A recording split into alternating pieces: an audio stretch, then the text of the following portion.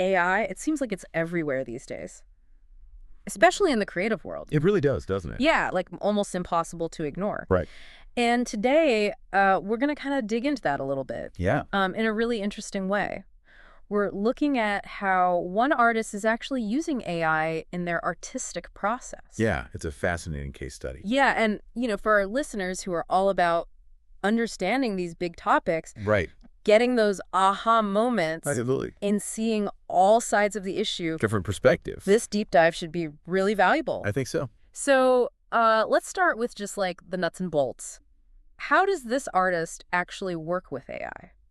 What stood out to me right away, reading their explanation, was that they're not just having AI spit out finished artwork. Yeah, no, it's a lot more nuanced than that. It's way more integrated with their own skills. Exactly. This artist is really passionate about starting with their own hand-drawn sketches. Detailed ones, too. Oh, so they're still doing that traditional groundwork. Oh, yeah, absolutely. It's like their foundation. For them, AI comes in later as a tool, not a replacement for their creativity. That makes sense. So where does the AI fit in? Well, the primary way they use it is for coloring and rendering those sketches. I see. So they bring the idea and the form, and the AI helps bring it to life visually. Right. It's adding that extra layer of polish. They did mention using AI for a couple of other things, too, like sometimes for subtle perspective tweaks. Oh, interesting. Like if something's a little off. Exactly. Just little things. I can see how that would be helpful. And, sometimes the AI throws in a little something unexpected during processing. A happy accident. Yeah. And they actually like some of those results, but they're very clear. 90%, at least, of the final piece has to come from their original vision. Got it. So the AI is like an enhancement, not a takeover. Yeah, the core of the art is still human. Okay. And when you think about this artist's background, it makes a lot of sense. I mean, they've been sketching since childhood, have a formal art degree, they even trained in industrial design. Wow. Yeah, that's a serious foundation. And then to top it off, years working for big Japanese companies. Really? Yeah. That background must have been influential. Oh, totally. And the artist even talks about how that all connects to their use of AI. They say their strength is in sketching, capturing the idea, the essence, but rendering, not so much. They find that part less natural. I see. So they're playing to their strengths and letting the AI fill in the gaps. Exactly. And they see it as a way to make their ideas stand out more visually. It's almost strategic. Like that training probably instilled a focus on form and function, Yeah. And AI becomes this powerful rendering tool to perfect that form, not totally redefine it. Right. Form follows function, even in the digital age. Exactly. Now, beyond the how, their explanation also goes into the why, like the bigger picture of AI in art. And that gets into some pretty heavy stuff. Oh, absolutely. There are some big questions that come up. Huge ethical considerations. Yeah. This artist raises a really interesting point, that AI could actually level the playing field in some ways.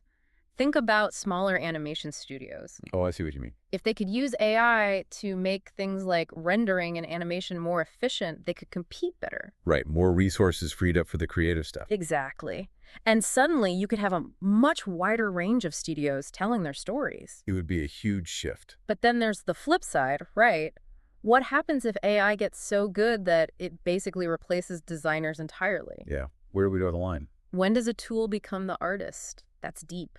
It really makes you think about what we value in human creativity. What even is an artist in that world? Exactly.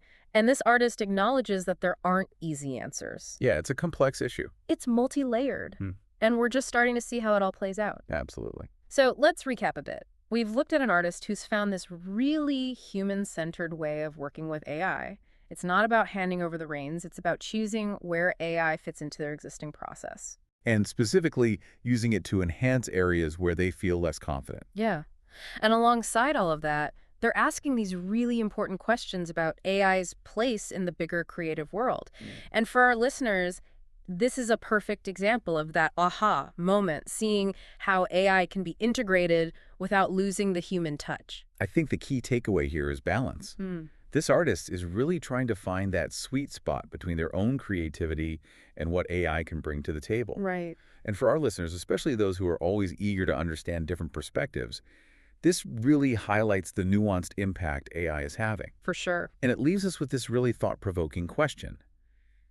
Based on this artist's experience, where do you, the listener, see that balance between human creativity and AI assistance heading in the future?